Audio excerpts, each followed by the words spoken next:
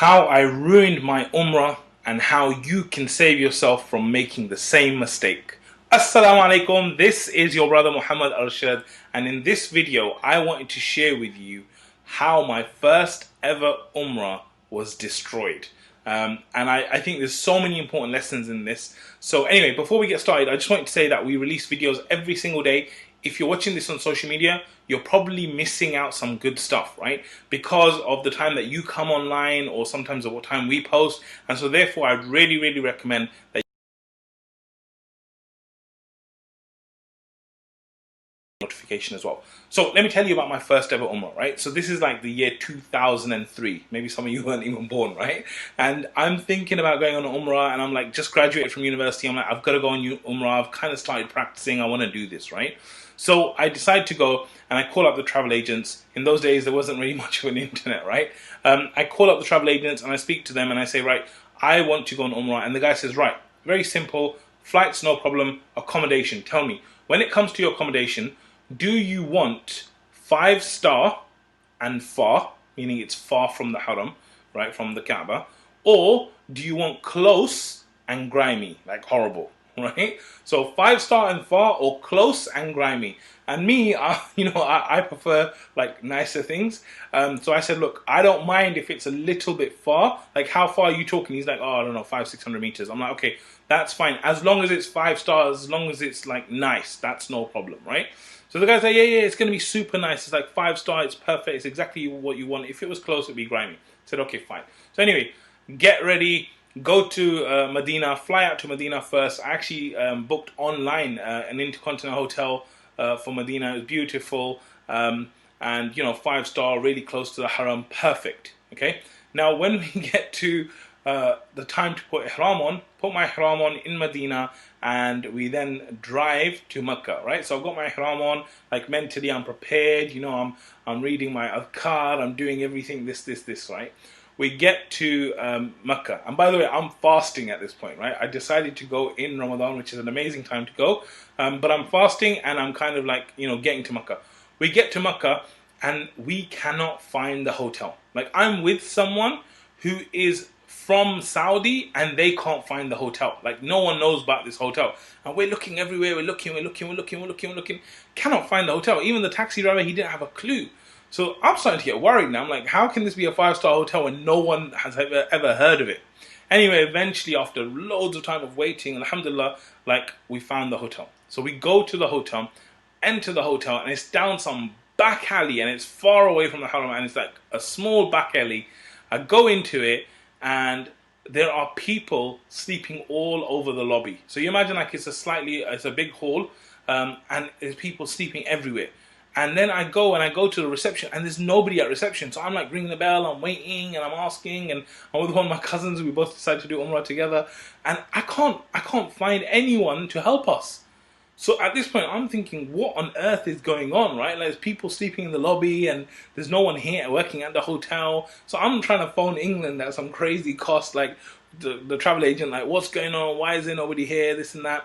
And so then the guy comes, some guy, he rings me, Mohammad Arshad, yes, it's me, okay, come.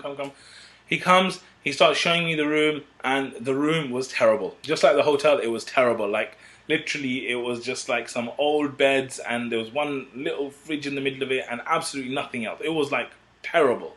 And so at this point, I was like, what on earth has happened? So I started like arguing with the guy. I started saying, what's going on? Why is it that, my room is not ready? And what have you done? And I paid for this and this. And I just basically lost it, right? Like, I didn't go mad at him, but I felt like it was not appropriate because I was in ihram. Like, I was in ihram. And, in ihram, there's a certain state and a way of being that you need to do. And I felt at that moment I broke it, right? I lost my cool, I got upset, and I feel like I failed my test. This is how I ruined my Umrah. This is how I kind of failed the test. So anyway, I kind of, what should have been a really beautiful moment, I kind of ruined it in that sense. And anyway, we kind of put our bags away and said, look, let's just go and do Umrah anyway. And then we left, we went to the Haram. It was amazing, seeing the Kaaba for the first time and doing tawaf and doing all this stuff. And like, it was just mind-blowing to do it. But I feel like in my ihram, that was my test, and I feel like I failed it, right? So anyway, that kind of happened, and Umrah was wonderful. It was an amazing time. A few years later, there was some cousins and kids and family that I would teach Quran to. We decided to do an Umrah trip together. So the parents said, why don't you take the kids? And I was like, okay, fine, I'll take the kids. I went with a couple of adults. We had 3, 4, 5 kids. And we all went to Umrah. Okay, same thing. Go to Medina first, chill out in Medina, nice hotel, everything's fine. Then we're on the way to Mecca, right? And while we're going there, I'm recollecting in my mind. I'm like, oh my God, like I remember last time I ruined my Umrah, right? And I'm like, look, I'm wearing Ihram, we're going to get tested. I'm going to be tested. So then what I did is I basically told all the kids and I told the adults and everyone, I said, listen guys, when we get to Mecca, we will be tested. Like something's going to happen. You're going to be in Ihram. You need to keep the cool. You cannot ruin your Umrah. You have to make sure that you keep cool. Leave things to me. I will be Mr. Cool this time, right? So anyway, we get to there. And at this point, the Mecca towers, you know those massive towers, they've only built one of those towers. So the first ever tower. So anyway, we get to the hotel. It's a beautiful 5-star hotel. It's exactly as we need. It's close by. It's good. We get there. And at reception, I give them the details. And he goes, we do not have a booking for you. I'm like, what? He's like, yeah, we can't find your booking. Do you have this? Do you have this? I'm like, duh, duh, duh, duh. Anyway, I'm like, you know what? Not to worry. He's like, we don't have a room for you. All this. I'm like, no problem. It's absolutely fine. No worries at all. No problem. You don't have a room? No worries. And I'm so cool. I'm so calm. I'm so like confident. I'm like, no problem. No problem. Whatever they're throwing at me, I'm just like, no problem. Right? And so I'm like, guys, do you mind just keeping our luggage here? We're gonna go do our Umrah and stuff. And they're like, yeah, keep the luggage, no problem. So anyway, we went away. We went to do our Umrah. It was amazing. It was beautiful. It was like in the middle of the night, and we just like with the kids. It was so quiet. We did the tawaf. We did the sa'i. We finished. We kind of waited there till Fajr. We got ready, and then we kind of came back to the hotel. We're like, okay, give us our room. And then they were like, okay, well, we have a little bit of confusion, but anyway, here's your rooms. Right? And then I went to sleep. And I was like, wow, alhamdulillah, like we did get tested, you know?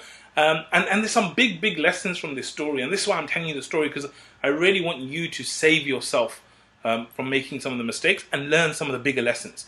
So the first lesson I would say is that we need to realize that if we're prepared for the test will be easier.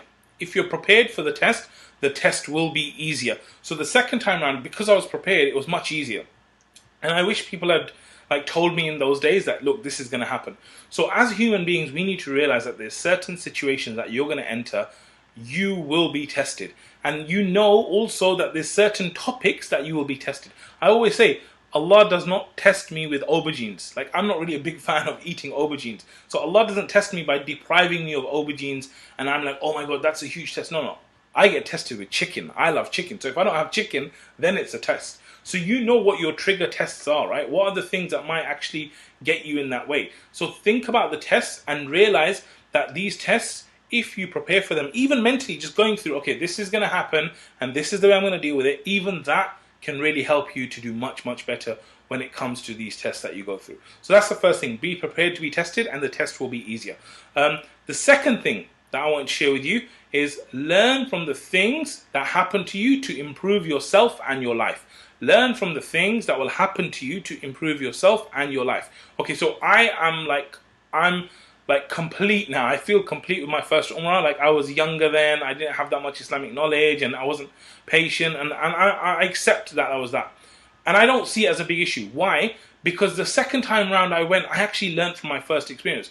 The worst thing I can do in my life is actually go through a mistake in my life, repent for it, or ask Allah for forgiveness, and then do it again, and then do it again, and not learn any of the lessons from it, right? So every time we do something wrong, every time we make a mistake, our aim should be, okay, look, we're happy, like we forgive ourselves, we're human, Allah will forgive us for the sin, we should forgive ourselves, but now we have to learn from that and we have to be better. We have to make our lives better and we have to improve ourselves as well. So the second thing I would say is learn from the things that happen to you in your life. And this could be anything. It doesn't need to be Umrah. It doesn't need to be religious.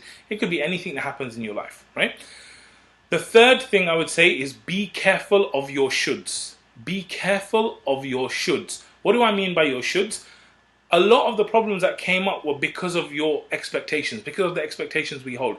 It should be like this. The hotel should be like this. My Umrah should be like this. The aeroplane should be like this. Right? It's all the shoulds that cause the issue. Because if you have these expectations and they're so rigid, they will cause you pain. But if you have lower expectations, then you're more relaxed. Now, I'm not saying that you have low standards.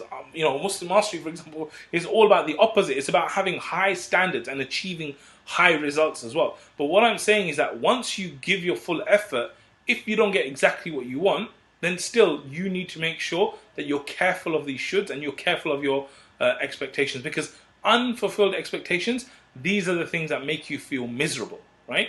And really, when something falls short, it's a good time to look towards gratitude and say, look, you know what, it's not like what I wanted to eat, it's not exactly that, but I should still be grateful, alhamdulillah, that I have aubergines to eat. Otherwise, there's people who don't eat at all, So the third one is be careful of your shoulds. And then the fourth one is, I would say, share your stories and experiences so that other people can benefit. Alhamdulillah, Allah is so merciful that He's given us such a wonderful way that I can give you a piece of advice. And if I have that right intention to give you that piece of advice and then you go and implement it, like, Allah will reward me for that, right? And this is what I say, like, it's like that L'Oreal advert. Remember L'Oreal? They're like, what was their tagline? Their tagline was, because you're worth it.